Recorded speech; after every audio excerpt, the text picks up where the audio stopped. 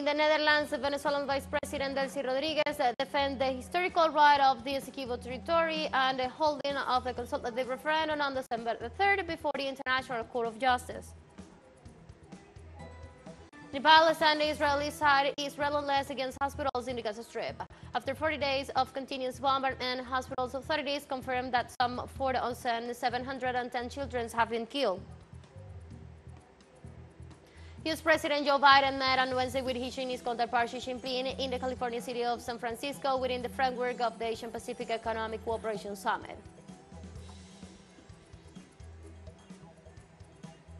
Hello, welcome to From the South. I'm Ana Marrero from the teleSUR headquarters in Caracas, Venezuela. We'll begin with the news. Stay with us.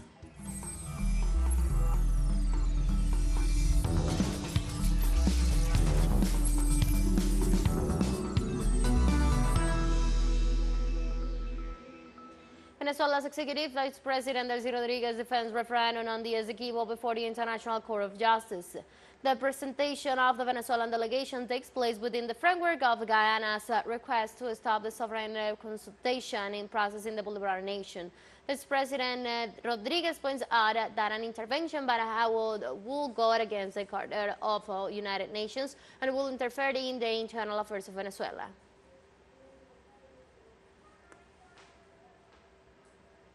From the Netherlands, Venezuela defends the legitimate right to hold the consultative referendum of the Guyana Essequibo. The actions avoid the illegal actions of Guyana that request to annul the consultation before the International Court of Justice, intents in which Venezuela does not recognize its jurisdiction. Let's see the following report. The Vice President of Venezuela, Delcy Rodriguez, stated that the Guyanese government of Mohamed Irfan Ali has become an aggressor state by pointing out that Guyana is the de facto occupant of Guyana Essequibo and will defend its unquestionable and inalienable rights. First, it is a de facto occupying aggressor state of a territory that does not belong to it. They know that this territory does not belong to them. They know that this territory was part of a fraud that took 15% of Venezuela's territory. Secondly, having the Geneva Agreement. It is very curious that having the Geneva Agreement while the good office are in progress, they go back to 1899. That doesn't make any sense other than to escape from international legacy and, well, all the infractors are already crossing all the limits of infractions they are committing in the maritime territory. The Vice President denounced that Guyana has not only decided not to comply with the Geneva Agreement, but also intends to promote a change in the Venezuelan political system. We are here because Guyana has not only decided to abandon and violate the Geneva Agreement,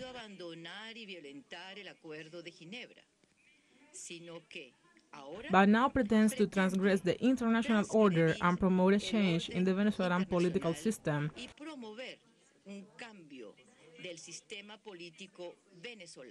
With an interventionist and reckless action that seeks to instrumentalize courts against Venezuela. The High Representative of the Venezuelan government described the actions of Guyana as unprecedented and of great danger to the international community.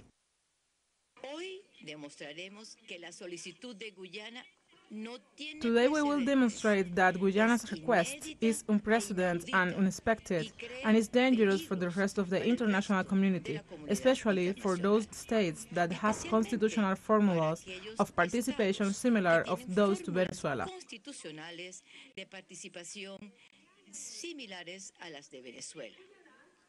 Regarding the consultative referendum to be held on December 3, Delcy Rodriguez stressed that it is an exercise of sovereignty and that nothing allows Guyana to break this right.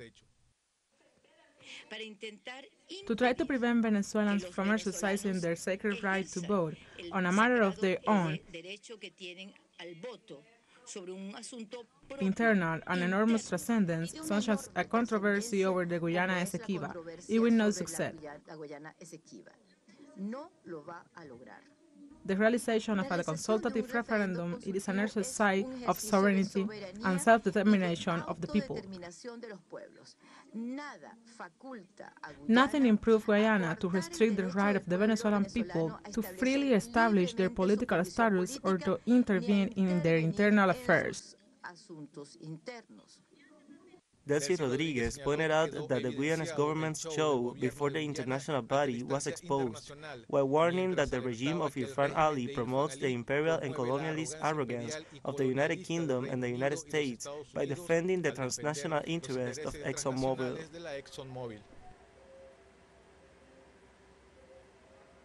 In Venezuela, social and political organizations continue to register to participate in a consultative referendum in defense of the Essequibo territory scheduled for December the 3rd. Several students' organizations and university, artistic, and Venezuelan working-class unions have gone to the National Electoral Council to adhere to the consultative referendum in defense of the Guyana Essequibo. Members of the health sectors of the system of missions and great missions, among others, have also joined the initiative. The documents required for the registration in these electoral cantons are received by authorities of the highest electoral body, who have emphasized the importance of citizens participating in this process.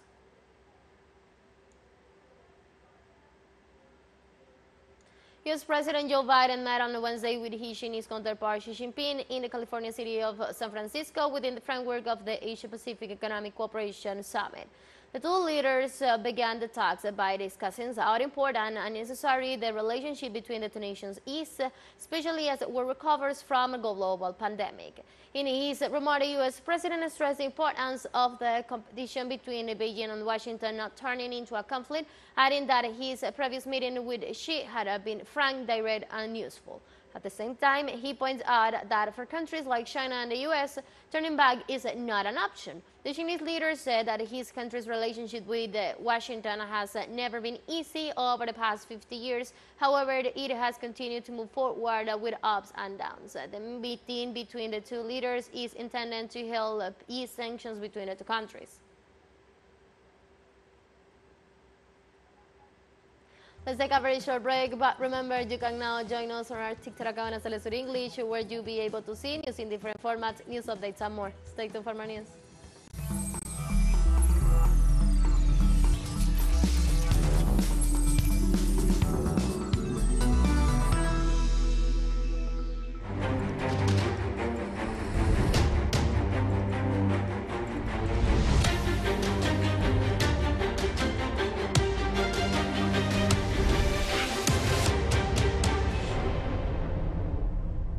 Welcome back to From the South.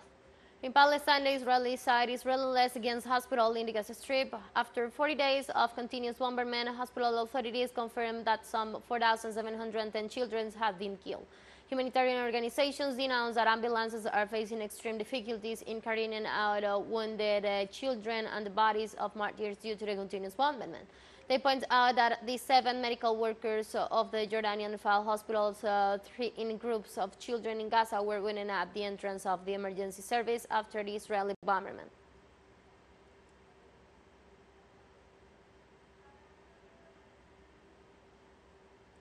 The gases produced by the bomb's effect the breathing of the patients aggravated the situation of the most injured patients who have to be constantly moved from the ward to other.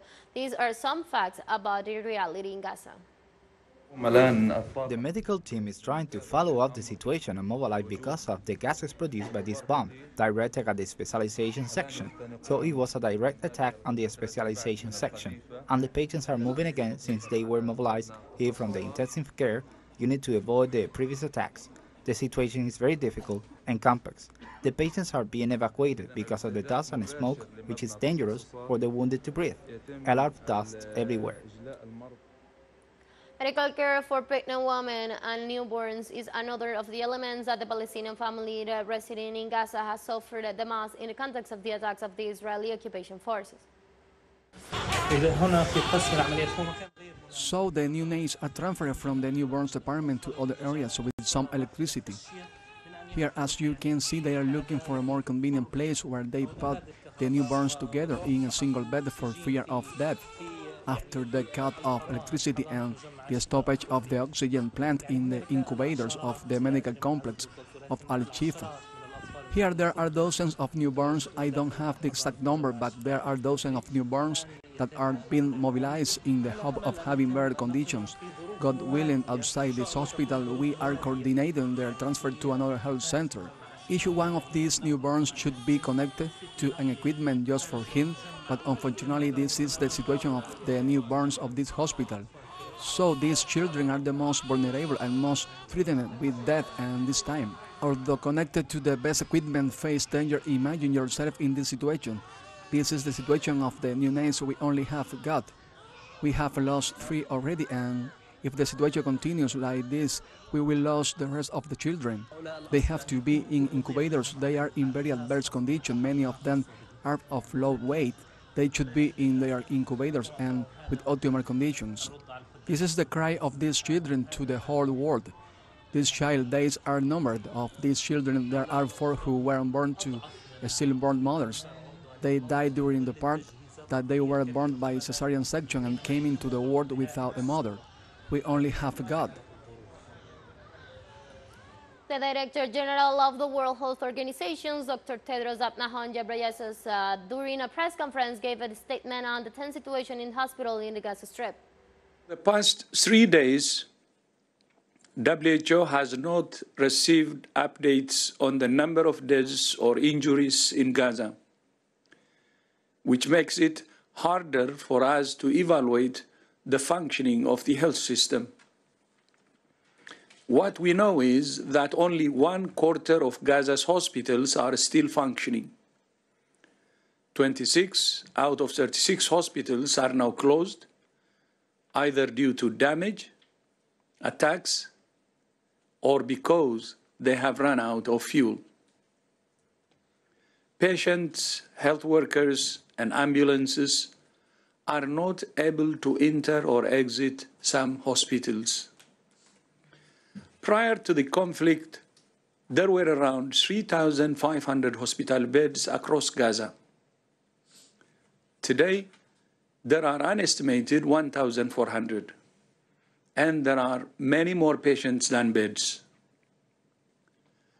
Doctors and nurses are having to make impossible decisions on who lives and who dies. Dr. Richard Peppercorn, representative occupied Palestinian territory, said that so far he had informed that 39 premature babies were still alive and that 82 babies have been buried, while 80 remains unburied. Medical staff have to make life and death decisions with patients, he said. What we have been informed is that 34 premature children are still alive, as per latest reports, and there were 39 to begin with. We were informed that 82 bodies were buried in a mass grave today. Remaining 80 dead bodies remain unburied. We got informed that hemodialysis is done for 45 patients for 2 hours only, that there is no central oxygen, water, power, and fuel. Tedros Adhanom said that the incursion of the Israeli Defense Forces in the largest hospital in the Gaza Strip, Al-Shifa, is unacceptable. It is unacceptable that the health personnel as well as their available resources must be respected. In addition, added that even if the facilities health are used for military purposes, always apply the principles of distinctions, precaution, and proportionality. Let's listen. Israel's military incursion into Al-Shifa hospital in Gaza City is totally unacceptable. Hospitals are not battlegrounds. We're extremely worried for the safety of staff and patients. Protecting them is paramount. WHO has lost contact with health workers at Al-Shifa hospital. But one thing is clear. Under international humanitarian law, health facilities, health workers, ambulances, and patients must be safeguarded and protected against all acts of war. Not only that, they must be actively protected during military planning. Even if health facilities are used for military purposes, the principles of distinction, precaution, and proportionality always apply. The safety of patients and staff, as well as the integrity of the healthcare systems in the wider community, are of paramount concern. International humanitarian law must be respected. Let's take our last break, but before we invite you to visit our YouTube channel at teleSUR English, where you'll be able to watch an interviews, top stories, special broadcasts, and more. Hit the subscribe button and activate the notification bell to stay up to date on the world's most recent events. One financial break, don't go away.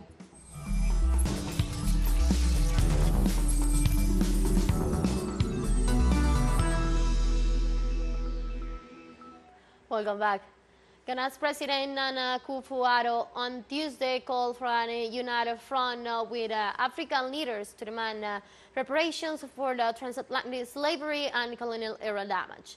The Akufo-Addo administration is in favor of reparations and used his speech at this year's UN General Assembly to demand gather recognition of the impact of colonial exploitation. The Ghanaian leader said that no amount of money can undo the damage caused by the slave trade and its consequences, which he said is an issue that the world must confront and can no longer ignore. Akufo-Addo reiterated that the entire African continent deserves a formal apology from the European nations implicated in the slave trade, and added that Africa will work together with the Caribbean to provide reparation, calling them a valid demand for justice. No amount of money can restore the damage caused by the transatlantic slave trade and its consequences, which have spanned many centuries. But surely, this is a matter that the world must confront and can no longer ignore. And even before these discussions on reparations conclude, the entire continent of Africa deserves a formal apology from the European nations involved in the slave trade. U.S. Defense Secretary Lloyd Austin arrived in Jakarta, Indonesia, to meet with Asian defense chiefs for talks on issues ranging from the Myanmar crisis to the ongoing conflict in Palestine. Southeast Asian Defense Minister called for an end to the Myanmar crisis and to the Israel side on Palestine on Wednesday as they gathered for talks that will include meetings with regional counterparts at the Pentagon chief.